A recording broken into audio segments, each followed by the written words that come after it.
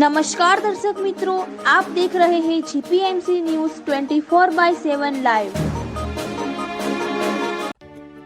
સાબરકાંઠા જિલ્લાના ખેડબ્રહ્મા તાલુકામાં એપીએમસી ખાતે ચાલુ થયેલ સરકારશ્રી દ્વારા મગની ખરીદી ભારતીય કિસાન સંઘના રાષ્ટ્રીય મંત્રી શ્રી બાબુભાઈ કે પટેલના વરદ હસ્તે તેમજ ખેડબ્રહ્મા તાલુકાની મળેલ કારોબારી મીટિંગ ગુજરાત સરકાર દ્વારા ઘઉં, મકાઈ, બાજરી અને જુવારની ખરીદી પ્રક્રિયા પૂર્ણ થવા આવેલ છે।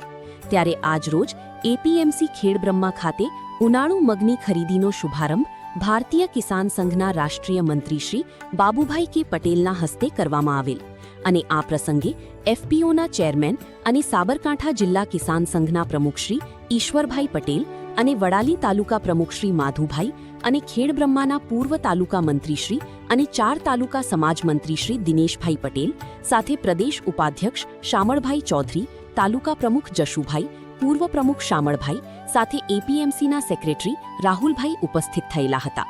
ત્યારબાદ ભારતીય કિસાન સંઘ ખેડબ્રહ્મા તાલુકાની કારોબારી મીટિંગ કાર્યાલય ખાતે મળેલ, જેમાં રાષ્ટ્રીય મંત્રી શ્રી બાબુભાઈ કે પટેલે 2019-20ના પાક વીમાનો હપ્તા બાકી બાબતે તેમજ ડીએલઆરના પ્રશ્નો અને ખાતર ઓનલાઈન બાબતે અને સીધી લીટીના વારસદારો માટે વડીલોપાર્જિત અને જમીન માટે તેમજ કાંટાની તારની મર્યાદામાં વધારો, સહાયમાં વધારો સાથે ભારતીય કિસાન સંઘના 4 કાર્યક્રમો વિશે વિશેષ માહિતી આપી હતી અને આગામી 2029માં ભારતીય કિસાન સંઘના સુવર્ણ જયંતિ નિમિત્તે તમામ ગામોમાં સંગઠનનું કામ પૂર્ણ કરવા માટે દેશભરમાં ખૂબ જ ઉત્સાહપૂર્વક કામ ચાલી રહેલ છે।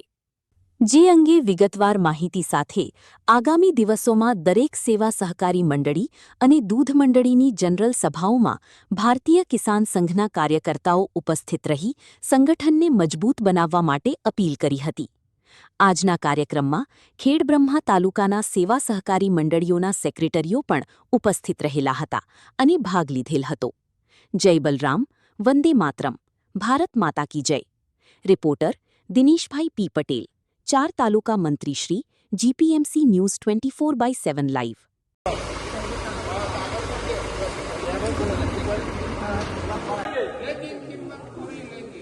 किसान संघ की क्या पहचान? भारत माता में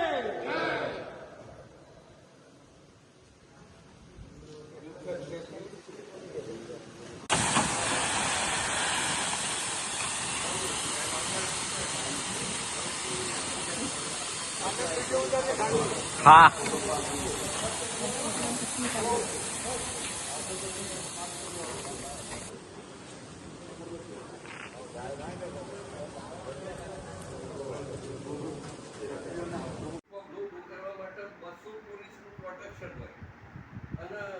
અદાણીનો અધિકારી હોય અને જબરજસ્તીથી કામ ચાલતું એવો નિર્ણય લીધો કે ભાઈ આ અદાણીના અધિકારીએ કહી દીધું કે ભાઈ તમારી તાકાત હોય કરો, પણ અંદુર અરે આ કામ તો બંધ નહીં રહે, તમારી કોઈની તાકાત નથી કામ બંધ કરાવવાની।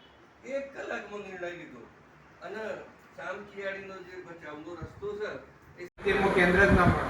ઈશ્વર કાકા બાબુ કાકા એના મેં ફોન તો ભાઈ અમે તે રીતે કેન્દ્ર આવે તો આ જો સરકારમાં જઈ આના ઉપર બેસી રજૂઆત કરીને પૂરું સેક્રેટરી જન પાડી સેક્રેટરી એમ કહેતો તો હું ભૂલી જ ગયો છું, આપું છું બાજરી મગનું પેલું મકાઈનું કર્યું તો એમ કે મગનું ભૂલી જ ગયો છું।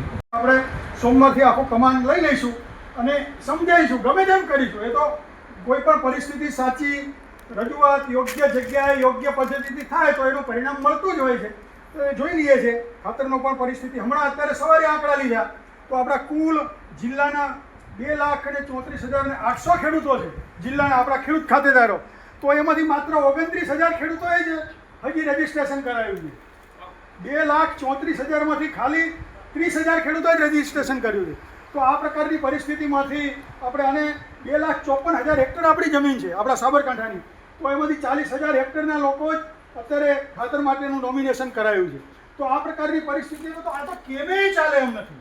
તો એ પ્રકારની પરિસ્થિતિ ખાતરની છે, વાત થઈ છે, આગળ આપણે ઉપર વિષય લેવાના છીએ। ઘણી બધી વાતો અહીંયા થઈ છે, ઘણા બધા જો પ્રશ્નોની વાત કરવી હોય તો સાંજે 5 વાગ્યા સુધી પણ આ કથા ચલાવીએ તો પણ પૂરી થાય નહીં। ઘણા બધા વિષયો, રીસર્વેનો પણ પ્રશ્ન સતત ને સતત જેમ જેમ આપણે ઉપર ચલાવી રાખીએ છીએ એમ હવે છેલ્લે જે છેલ્લું સ્ટેજ આવ્યું છે કે જિલ્લામાં જે ધક્કા ખાવા પડતા હતા, રીસર્વેની કચેરી, એનો તાલુકાનો સર્વેયર, એ હવે અહીંયા તાલુકામાં બેસવાનો છે. એટલે આપણા બધા ગામમાં પણ કેટલાક ગામના તમે સક્રિય સદસ્યો, ગામના મંત્રી પ્રમુખો આવ્યા હોય તો તમે ત્યાં ગામમાં બધી વાત કરજો. અને કોઈ પણ હજી પણ કોઈનો રીસર્વેનો પ્રશ્ન બાકી હોય તો હવે તો અહીંયા જ મામલતદાર કચેરીમાં જ આપણી ઓફિસેની લગભગ 2 અઠવાડિયે ખુલી ગઈ છે. અહીંયા સર્વેયરો પણ